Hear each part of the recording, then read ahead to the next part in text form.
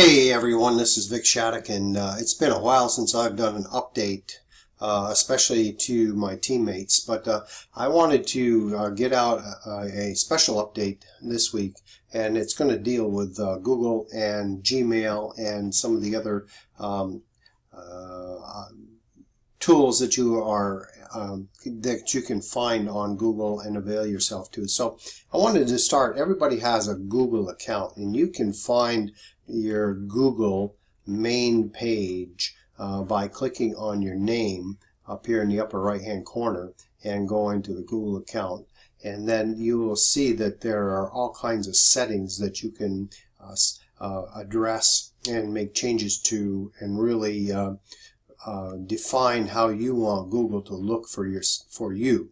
So I encourage you to do that, especially when it comes to security and making sure that your accounts are secure and that you're doing the best job that you can to protect all your own personal information, setting up a two-step verification for different accounts like your Gmail account, etc. Monitoring your device activity if you have more than one device, etc. It's all there. And seeing the connected apps that you may have connected to Google. All this is all there and available to you. It's a very, very powerful tool. But beyond that, you have this whole palette over here of 9 squares. And when you click on this, it will open up even more. And you'll see that Google has available to you the tools or the icons right here for Google Keep, which I use all the time for keeping notes and stuff. Drive, if you haven't experienced Drive yet, you'll want to make yourself aware of what Drive is all about.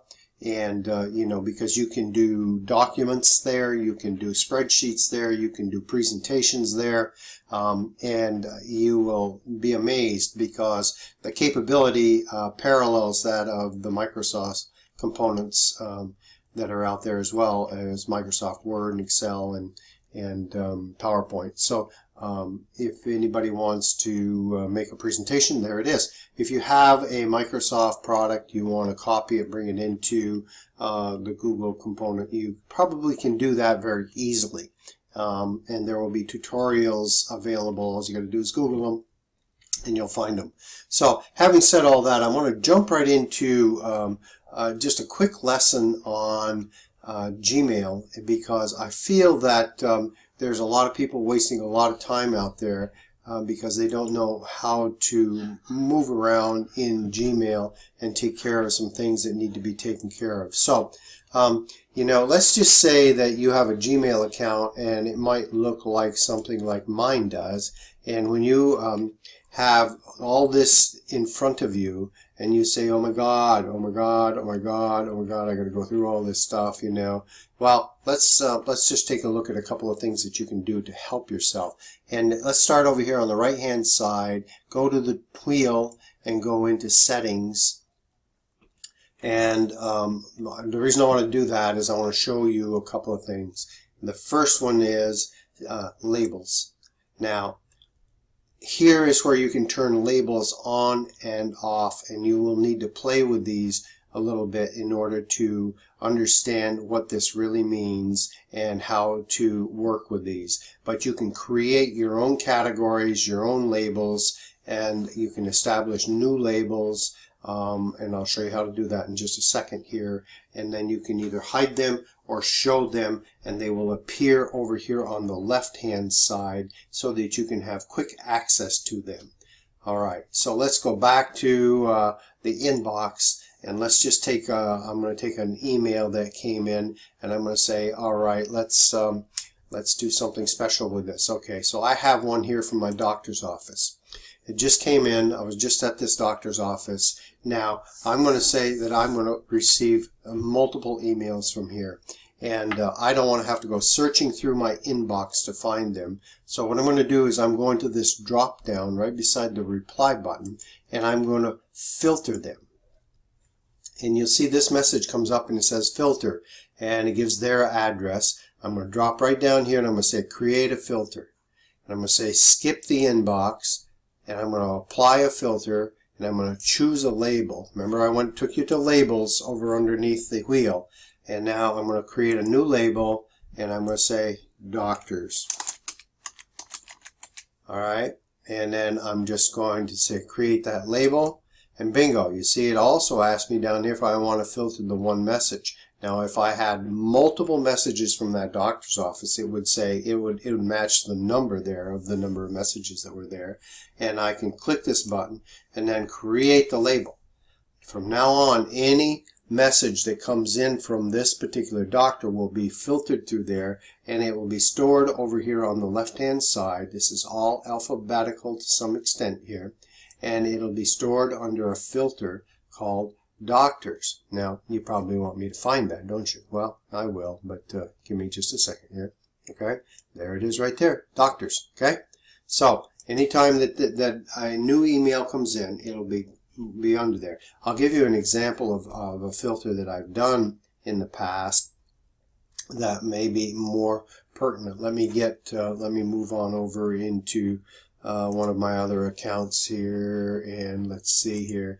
Alright, here's one here, and I get a lot of emails from Matt Reddick, and I'm just going to find out wherever Matt Reddick is. I don't see it here. You know, that's one of the problems, but here it is, right there. So I get a lot of emails. I just filter them out, bingo, they all go here, and then I can go through them one by one as I need to and delete them. So, and read them and delete them, that's what I meant to say.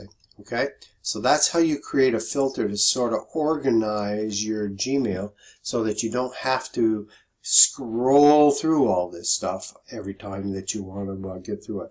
There are many things that you can do within your Gmail account, and it's all done in settings. One of them is you can establish your signature. You know, once you get in here and you want to put a signature in, you come down to the signature block, type in your signature, and then go down and save it, save the changes, and bingo, it's there. You can put in a vacation signature. You can select how to have things display. One of the key things that I want to point out today is this: forwarding and POP IMAP accounts. Now, here's something that I didn't know until just recently.